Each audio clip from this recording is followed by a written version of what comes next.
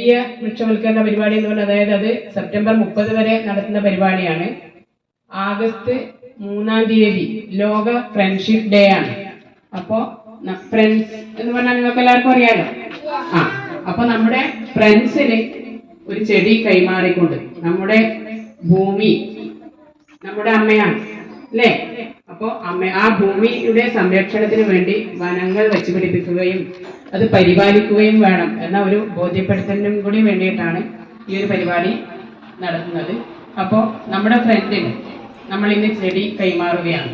ഈ കൈമാറുന്ന ചെടി എല്ലാവരും കൃത്യമായി പരിപാലിക്കണം. അതിനെക്കുറിച്ചുള്ള ഒരു കുറിപ്പ് തയ്യാറാക്കണം. ഏറ്റവും നന്നായി മാർച്ച് മാസം വരെ ഈ നമ്മുടെ ചെടി പരിപാലിക്കുന്ന കുട്ടികൾക്ക് ഒരു സമ്മാനം. ഓക്കെ, അപ്പോൾ നിങ്ങളുടെ ഫ്രണ്ടിനോടുള്ള ഒരു സ്നേഹവും കൂടെ ആ ചെടിയോട് കാണിക്കണം.